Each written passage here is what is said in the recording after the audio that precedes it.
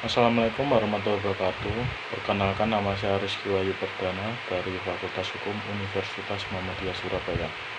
Di sini saya akan sedikit menjabarkan tentang paper saya yang berjudul Sengketa Terhadap Pencemaran Laut Akibat dari Tumpahan Minyak Tambang Montara di Laut Timur. Pertama-tama kita melihat pada kronologinya, yang mana tumpahan minyak Montara adalah sebuah kejadian bocornya ladang pertambangan minyak mentah yang berada di Laut Timur akibat meledak dan terbakarnya unit pengeboran di West Atlas milik ladang minyak Montara. Tumpahan minyak itu sendiri terjadi pada tanggal 29 Agustus 2009 dan kejadian tersebut berlangsung selama kurang lebih 74 hari dan terselesaikan pada tanggal 3 November 2009. Pada lokasi pengeboran yang mana pada tanggal 21 Agustus 2009, pengeboran minyak Montara yang bersumber dari ladang The Montara Wellhead Platform di Blok West Atlas Laut Timur perairan Australia mengalami kebocoran dan menumpahkan minyak jenis liquid crude oil, dan tumpahan tersebut jatuh ke laut dengan kapasitas kurang lebih sekitar 29.600 barrel selama kejadian, atau bisa dikatakan sebanyak 400 barrel minyak mentah setiap harinya yang tumpah ke lautan. Pada saat kejadian tersebut, minyak yang tumpah ke lautan itu berimbas langsung dengan perairan-perairan yang ada di sekitarnya, diantaranya di Indonesia, Australia, dan Timor Leste. Imbas dari pencemaran tumpahan minyak dari sumber pengeboran yang terletak di Blok Atlas Barat Laut Timur tersebut, bersekitar 75% wilayahnya masuk ke perairan Indonesia, yang mana daerah tersebut adalah daerah krusial bagi bangsa Indonesia karena memasuki zona ekonomi eksklusif. Pada kasus tersebut kita lihat dasar hukumnya dalam pembahasan tentang aturan internasional untuk mencegah, mengurangi, dan mengendalikan pencemaran lingkungan laut. Kita berpegangan pada pasal 207 sampai dengan 212 pada peraturan UNCLOS 1982 yang mana menyebutkan secara khusus ada 6 jenis pencemaran lingkungan laut.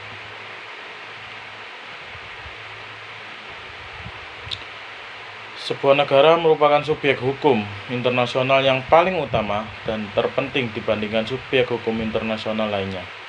Negara sendiri sebagai subjek hukum internasional yang utama serta terpenting harus memenuhi persyaratan dan berbagai aturan-aturan tertentu lainnya. Selain adanya peraturan khusus, ada juga yang disebut dengan International Maritime Organization atau disingkat dengan istilah IMO.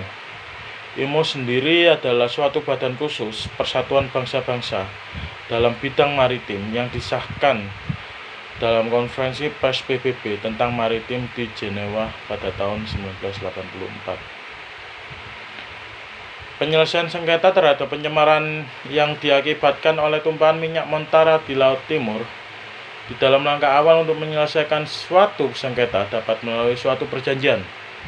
Karenanya di dalam pasal 283 menekankan perlunya bertukar pandangan melalui cara-cara bagaimana sengketa itu diselesaikan. Pada pasal 283 Konvensi Hukum Laut 1982 atau UNCLOS 1982, pasal 283 mengenai kewajiban untuk saling tukar-menukar pendapat, bahwa yang pertama yakni apabila timbul suatu sengketa antara negara-negara peserta perihal interpretasi atau penerapan konvensi ini, maka para pihak dalam sengketa tersebut harus secara cepat melakukan tukar-menukar pendapat mengenai penyelesaian dengan perundingan atau dengan cara-cara damai lainnya. Para pihak juga harus cepat mungkin melakukan tukar-menukar pendapat suatu hal, prosedur atau penyelesaian sengketa telah dihentikan atau suatu penyelesaian dalam suatu hal penyelesaian telah mencapai dan keadaan menghendaki dilakukan konsultasi mengenai cara-cara pelaksanaan penyelesaian tersebut. Di sini kita berpegangan juga pada pasal 33 Piagam PBB. Tidak ada pula kewajiban untuk menggunakan prosedur sesuai aturan. Namun demikian, kewajiban pihak-pihak bersengketa dalam menyelesaikan permasalahan sengketanya secara damai. Kewajiban ini tidak hanya untuk menggunakan cara-cara penyelesaian sengketa secara damai, tetapi juga menjaga untuk menahan diri dari tindakan-tindakan yang mungkin memperburuk situasi. Dengan kata lain, dapat disimpulkan bahwa jika sengketa tidak dapat diselesaikan, negara setidaknya dapat memanage dan mengontrol dirinya untuk tidak semakin memperburuk situasi yang dapat menimbulkan ancaman terhadap perdamaian keamanan internasional. Langkah-langkah atau antisipasi negara Australia dalam merespon kejadian ini, pemerintah Australia melalui GSIN Australia menyediakan sarana pemberian saran teknis yang bersifat independen terkait pengeboran, tipe-tipe dan ketersediaan rig, serta kajian untuk yang berkemungkinan dapat ditempuh menghentikan blowout sendiri pada kasus ini.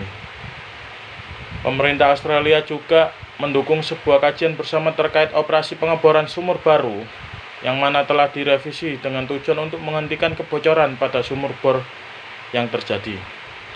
Pemerintah Australia juga memfasilitasi proses perbaikan tersebut dengan persetujuan selagi melakukan kontrak secara rutin dengan Northern Territory 9 Designated Authority yang memungkinkan untuk kegiatan pengeboran sumur baru tersebut untuk dilakukan secepatnya. Turut serta dalam kegiatan ini juga para ahli dari Geoscience Australia, Departemen Industri Primer Victoria, dan pihak-pihak terkait. Pemerintah Australia melalui Departemen Energi Sumber Daya dan Pariwisata atau disebut dengan DRRD juga membentuk serta pemimpin bantuan untuk unit pengeboran West Triton yang mana saat itu akan melakukan kegiatan pengeboran sumur baru pada tanggal 24 November 2010.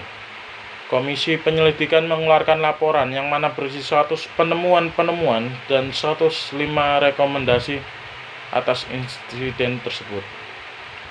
Disebutkan juga bahwa akar dari pada penyebab terjadinya blowout sendiri adalah kegagalan untuk menjaga posisi kedua pembatas atau biasa disebut dengan failure to maintain two wellheads. Kegagalan untuk mengecek pembatas, failure to verify hairs. Buruknya manajemen untuk mengatur perubahan, poor management of change control. Dan keduanya kompetensi dari para pekerja sehingga penentuan keputusan tidak berjalan dengan baik atau disebut dengan lack of person competence, which led to decision making. Maka dari itu, untuk bentuk tanggung jawab negara Australia terhadap terjadinya pencemaran Laut Timor akibat tumpahan minyak Montara ialah tanggung jawab yang bersifat absolut atau mutlak, traceability.